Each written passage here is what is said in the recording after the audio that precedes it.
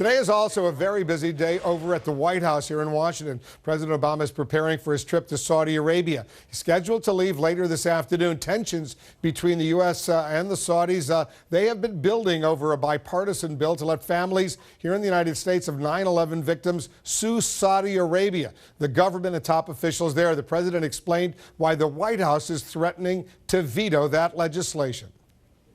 If we open up the possibility that individuals in the United States can routinely start suing other governments, then we are also opening up the United States to being continually sued by individuals in other countries. But as our international diplomatic editor Nick Robertson tells us, that isn't the only issue straining the U.S.-Saudi relationship. I am honored to be in the timeless city of Cairo. 2009, and just in office, President Obama came to Egypt. We meet at a time of great tension between the United States and Muslims around the world. Talked of reshaping U.S. relations with Mideast nations. The crowds loved him.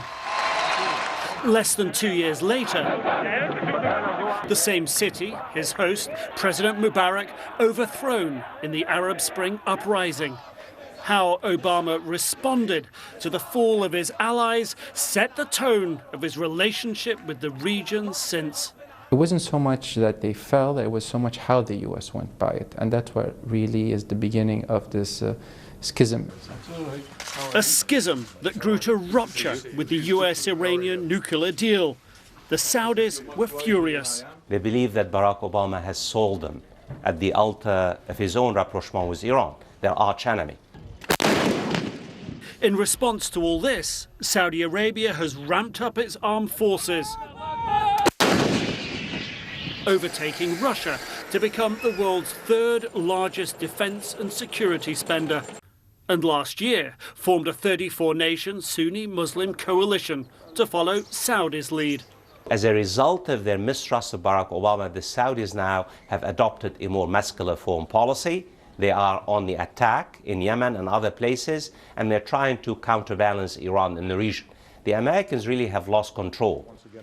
Where they needed control the most, solving Syria, Saudi's new king is a very impatient ally. He wants Assad gone now and Iran's influence removed. Is that course going to change now if there's a new president that's more amenable to Saudi interest? I don't think so. The ship has sailed. But for all the strains, both sides still need each other.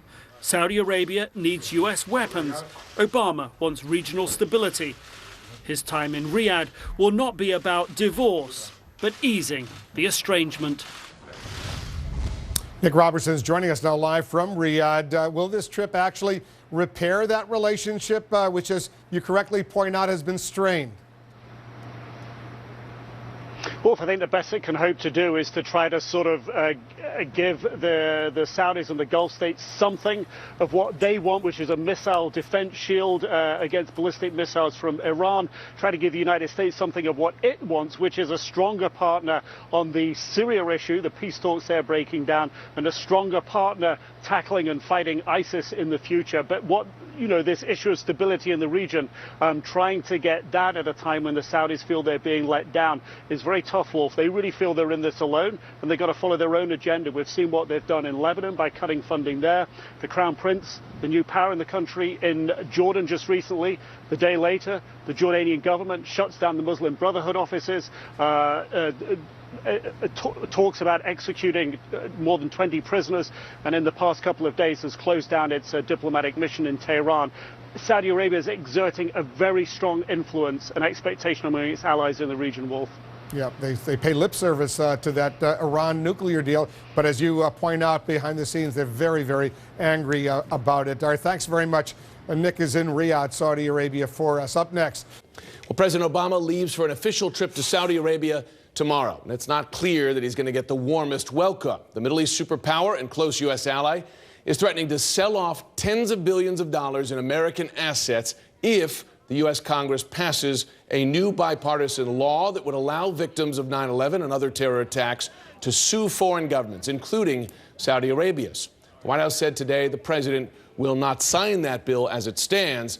But will President Obama release 28 classified pages of the 9/11 Commission report that could indicate Saudi royal family ties to the worst terror attack ever on the U.S.? I want to bring in David Axelrod now. He's CNN's senior political commentator. He's also the host of the podcast, The Axe Files. It's great. You should listen to it. In the latest episode, you spoke with Ben Rhodes. He's, of course, the president's deputy national security advisor for strategic communications. And he spoke about possible Saudi knowledge of 9/11. Here's a brief clip from the interview.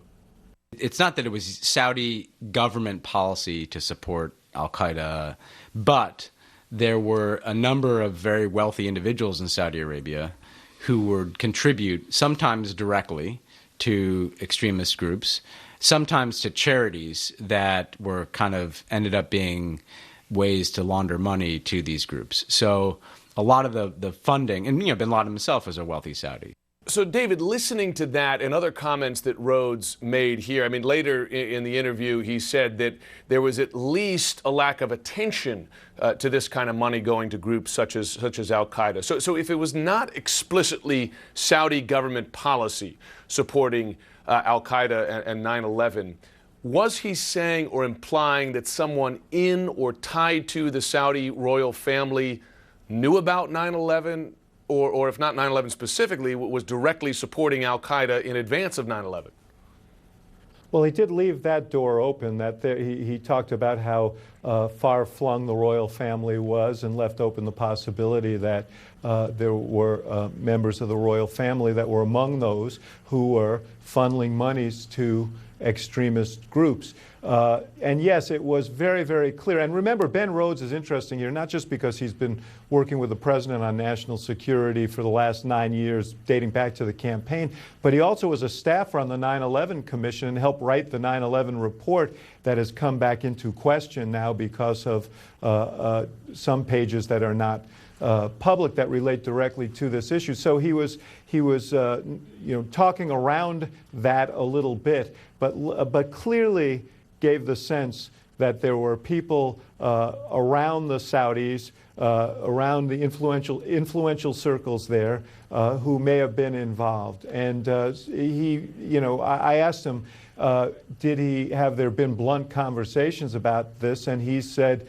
we've had very blunt conversations with them. And he made the point that the Saudis now see these extremist groups as threats to them. And so they've become partners in counterterrorism, which they weren't back in the period before 9/11. That's right. They had to set their sights on Saudi Arabia before they really took action.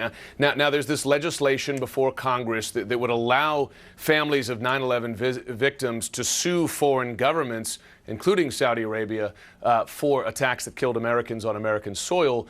We've seen on the campaign trail that both Senator Sanders and Senator Clinton have expressed support for this legislation. Is this a law that the president is likely to sign, assuming it gets through both houses of Congress?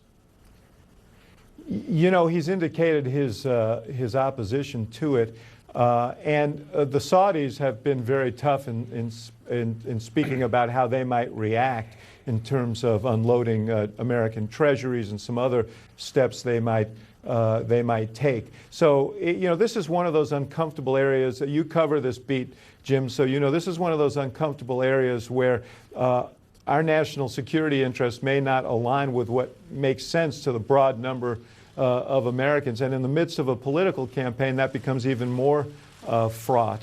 But I would think the president would think long and hard about that. All right, on to domestic politics. Of course, we have the... Hi, everybody. My name is Mike. This is my YouTube page, Mox News. Thank you very much for tuning in. Okay, so I just want to take a minute real quick to say this is exactly the opposite of who Obama promised to be. He promised to be change we can believe in. He promised to be the most transparent president in history. And here he is, protecting the identities of the people that helped finance the attacks of September 11th, according to the September 11th whitewash report. Okay, and this is where it's been from the start. Is that The day after 9/11, right? There's no planes allowed in the sky. Nothing anywhere except for when they rounded up a bunch of Saudi nationals and put them on a plane and sent them home to, you know, to their families. They rounded up a bunch of Osama bin Laden's family and sent them home to to Saudi Arabia. And, you know, again, protecting the lie that somehow people living in mud huts and in caves brought down the Twin Towers. That's a load of bullshit, and everybody on the planet knows it. And if you don't want to know the truth, which would be basically every journalist and every congressman, every mainstream journalist. Oh, no, it's September 11th. No, we can't talk about Building 7. Hear no evil. I never heard of Building 7. What's Building 7? That's the way your typical congressperson or journalist will respond if you ask them about Building 7. Which is such a fucking lie. They're completely full of shit. They get tweeted videos every single fucking day about Building 7.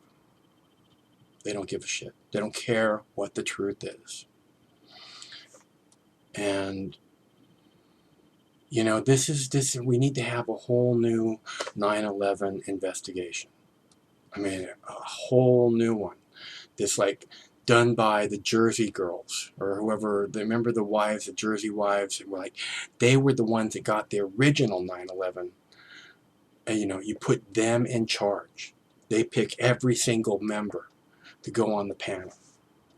And we will find out maybe what actually happened, or at least some of what actually happened, instead of some bullshit whitewash that's redacted to start with and then being protected by the most transparent president in history. It's all a lie. I'm so tired of all this crap. I just want these people to go to prison. All the Congress people who say, what's Building 7? I never heard of it. You need to go to fucking prison. Because you're a lying sack of shit gatekeeper who allows wars based on lies to continue in order to make rich pieces of shit even richer. You need to go to prison to protect the children of America, to protect the children of the world, because you're predators. You make money off of every drop of blood spilled in the Middle East.